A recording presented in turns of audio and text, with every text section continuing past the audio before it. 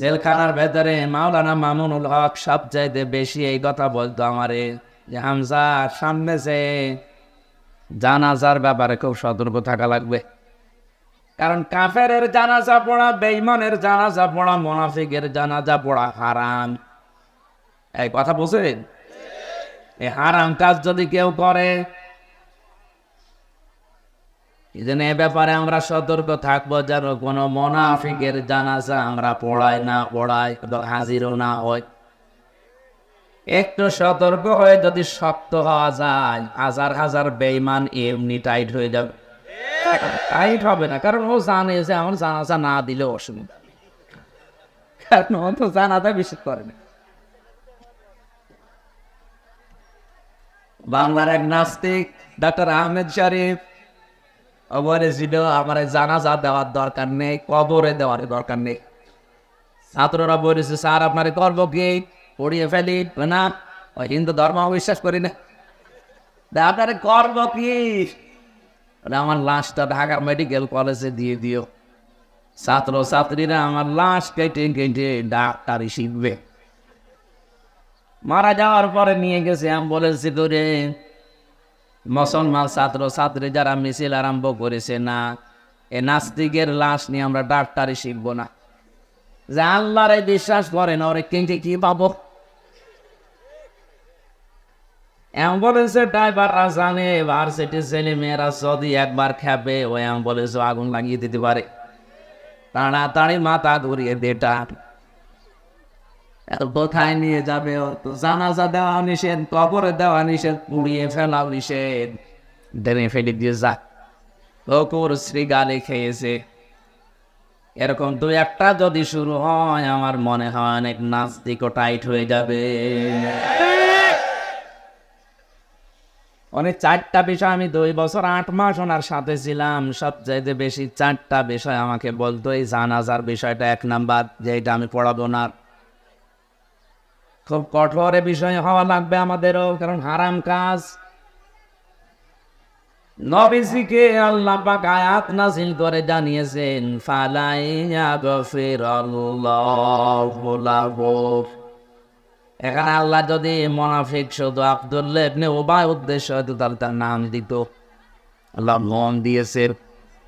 তার মানে এর মতো চরিত্র কিয়ামত পর্যন্ত অনেকের হবে, আল্লাহ জানে। তাদের জন্য যদি সামিঈনা মাররাতান ৭০ বার আমরা দোয়া করি, কবুল হচ্ছে না, হবে না। একফির মোজারে বর্তমান ভবিষ্যৎ, প্রেজেন্ট ফিউচার। এ নবী মুনাফিকের জন্য যদি আপনি দোয়া করেন ৭০ বার না, নবীজি ওই আয়াতের তাফসিরে আমি পড়েছি, তাফসিরে হাক্কানিতে উনি মনে মনে করছিলেন আমি ৭১ বার দোয়া করবো এই লোকটার জন্য। আল্লাহ তো ৭০ বারের কথা দিয়েছে, আমি ৭১ বার করবো। তখনই ফালাইয়া গফিরাল্লাহু লাহু নাযিল হয়। এ নবী এর জন্য ৭১ বার না, কোটি কোটি বার এর জন্য দোয়া করলে কবুল হবে না। কাকে বলেছে? যে নবী কোনদিন হাত তোলায় লাগেনি, মনের ভেতরে কামনা আসলে দোয়া কবুল হয়ে গেছে।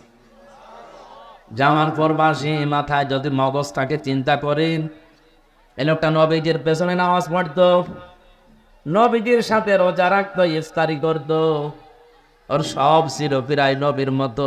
শুধু রাজনৈতিক দর্শনে আল্লাহর নবীকেও মানত না। তলে তলে ওর নেতা ছিল আবু জেহেল।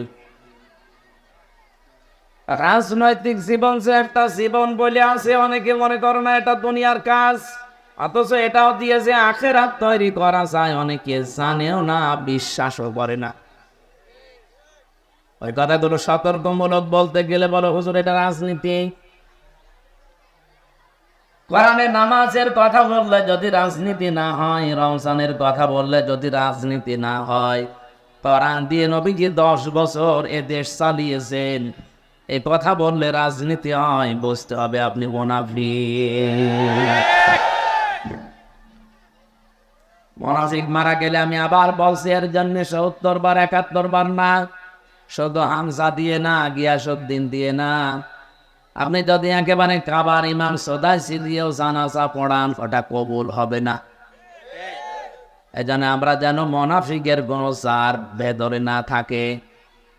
এটা নিয়ামত, এটা মনে করে আমরা খুশি, আমরা মুখে প্রকাশ করছি। বলেন আলহামদুলিল্লাহ। 2 নম্বরে মনের ভেতরে একটা অনির্বাচন শোক পাবেন আপনি। কি শোক? শব্দ উচ্চারণ করতে পারছেন না।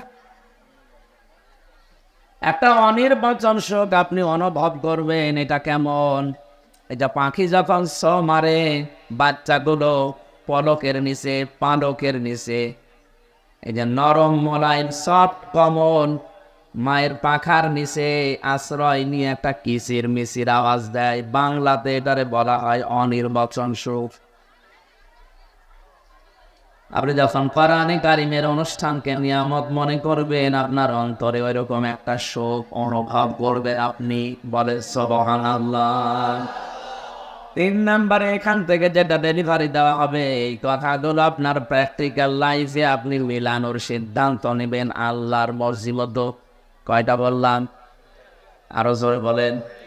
এই 3টা বিষয় যদি সমন্বয় হয়, লা আযীদান্নাকুম, অবশ্যই আমি আল্লাহ তোমাদের জীবনে এরকম নিয়ামত আরো দেব।